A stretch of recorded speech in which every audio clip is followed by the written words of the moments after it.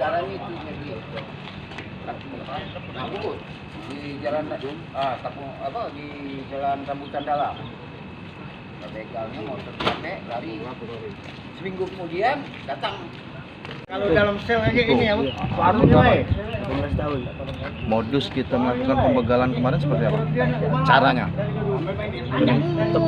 Langsung nyetop korban. Nah, terus pakai pisau. sama siapa itu? Peran kita saat itu yang sebagai yang bawa motor atau yang Mengarahkan senjata. yang mengarahkan senjatanya?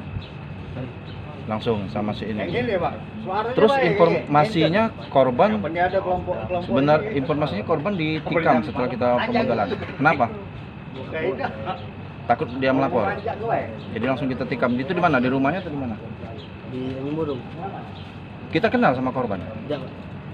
Terus bisa ketemu lagi? Kawan tahu. Oh, Setelah penusukan kamu lari kemana? Jakarta. motor dijual berapa? 2 juta. 2 juta. Terus bagi berapa sama teman? 400. Kita dapat 400. Terus kenapa dia lebih besar? 2. Jadi dia lebih besar. Banyak kawan. Banyak yang dijual. Itu untuk beli apa, Bang? Sabu ya?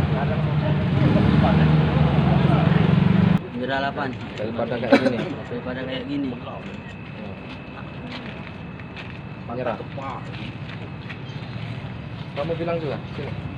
Ya. Kau. Pan, menyerah Pan daripada kayak gini Pan.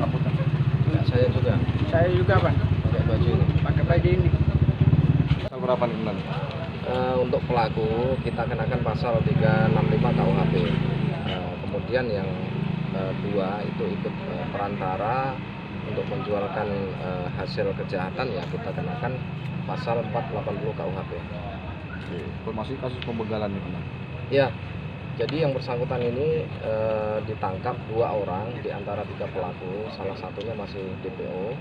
Yang bersangkutan melakukan curas itu pada malam hari kurang lebih pukul setengah 12 malam dengan menghadang, memberhentikan calon korban. Kemudian di antara pelaku menodongkan pisau ke dada calon korban tersebut. Kemudian karena takut mungkin dengan maksa mereka ambil motor tersebut.